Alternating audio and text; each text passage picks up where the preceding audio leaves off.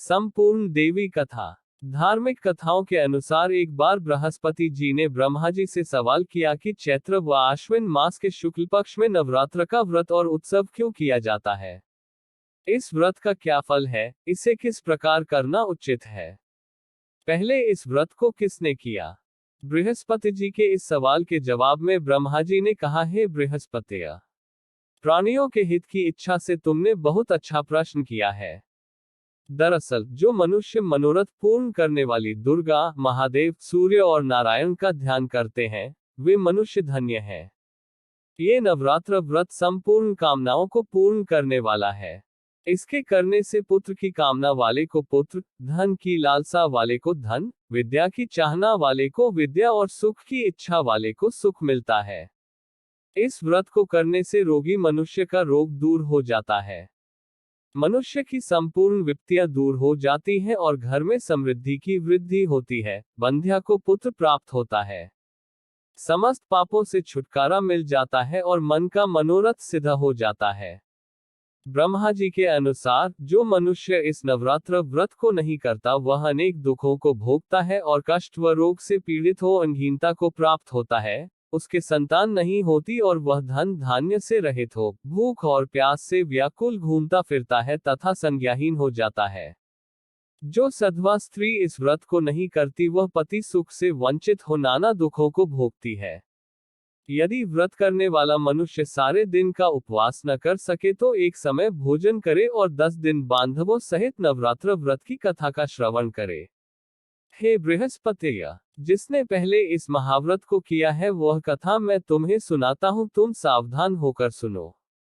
इस प्रकार ब्रह्मा जी का वचन सुनकर बृहस्पति जी बोले, हे ब्राह्मण मनुष्यों का कल्याण करने वाले इस व्रत के इतिहास को मेरे लिए कहो, मैं सावधान होकर सुन रहा हूं।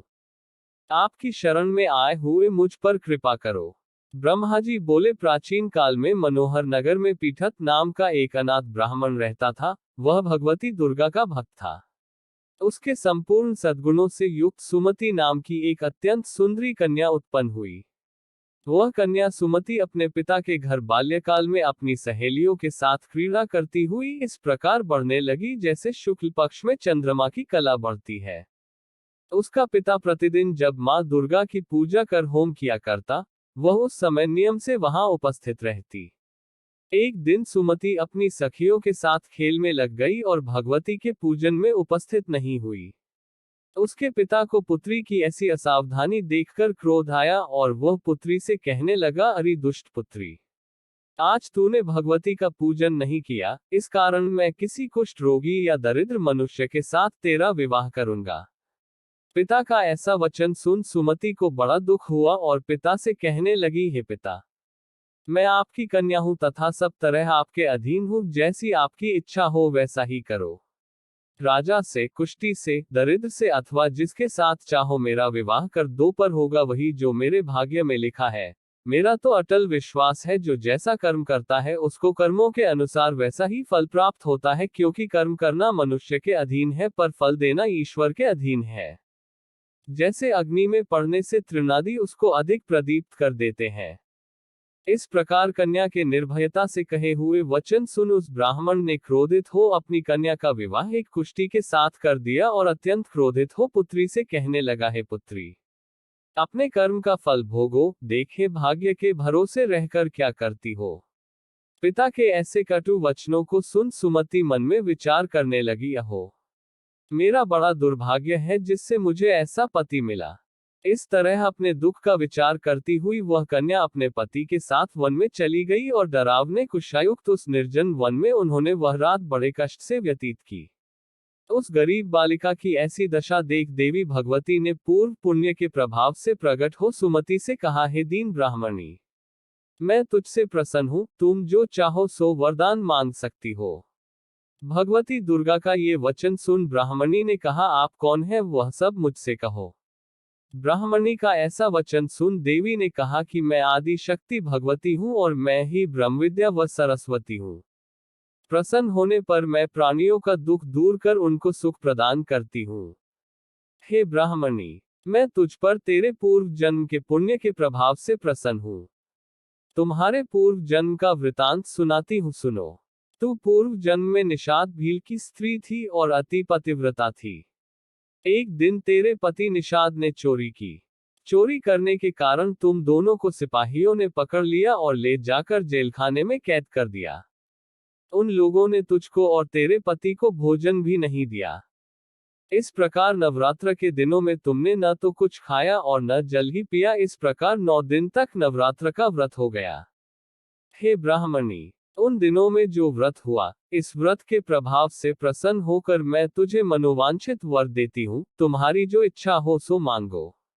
इस प्रकार दुर्गा के वचन सुन ब्राह्मणी बोली, अगर आप मुझ पर प्रसन्न हैं तो हे दुर्गे, मैं आपको प्रणाम करती हूँ। कृपा करके मेरे पति का कोढ़ दूर करो।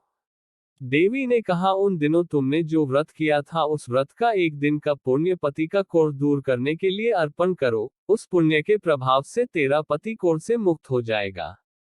ब्रह्मा जी बोले। इस प्रकार देवी के वचन सुन वह ब्राह्मणी बहुत प्रसन्न हुई और पति को निरोग करने की इच्छा से जब उसने तथास्तु ऐसा वचन कहा, तब उसके पति का शरीर भगवती दुर्गा की कृपा से कुष्ठ रोग से रहित हो अति कांतिवान हो गया।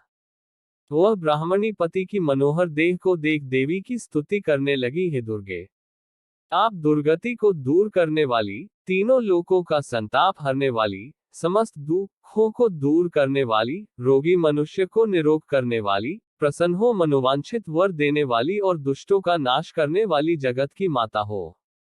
हे अम्बे, मुझ निरपराध अबला को मेरे पिता ने कुष्ठी मनुष्य के साथ विवाह कर घर से निकाल दिया। पिता से तिरस्कृत निर्जन वन में विचर रही हूँ। आपने मेरा इस विपदा से उद्धार किया है। हे देवी, आपको प्रणाम करती हूँ, मेरी रक्षा करो। ब्रह्मा जी बोले, हे बृहस्पतिया। उस ब्राह्मणी की ऐसी स्तुति सुन देवी बहुत प्रसन्न हुई और ब्राह्मणी से कहा, हे ब्राह्मणी, तेरे उदाले नामक अति बुद्धिमान, धनवान, कीर्तिवान और जितेंद्रिय पुत्र शीघ्र उत्पन्न होगा। ऐसा वर प्रदान कर देवी ने ब्राह्मणी से फिर कहा कि हे ब्राह्मणी, और जो कुछ तेरी इच्छा हो वह मांग ले। भगवती दुर्गा का ऐसा वचन सुन सुमति ने कहा कि हे भगवती दुर्गे, अगर आप मुझ पर प्रसन्न हैं तो कृपा कर मुझे नवरात्र व्रत की विधि और उसके फल का विस्तार से वर्णन करें।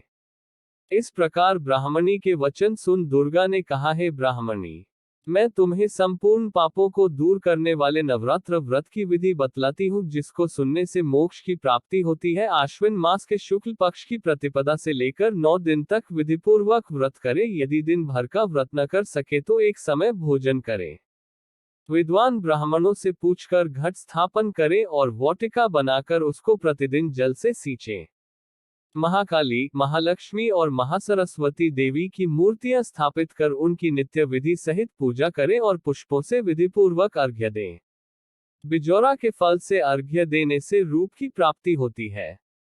जायफल से अर्घ्य देने से कीर्ति, दाख से अर्घ्य देने से कार्य की सिद्धि होती है, आंवले से अर्घ्य देने से सुख की प्राप्ति और केले से अर्घ्य देने से आभूषणों की प्राप्ति होती है। इस प्रकार पुष्पों व फलों से अर्घ्य देकर व्रत समाप्त होने पर 9वें दिन यथा विधि हवन करें।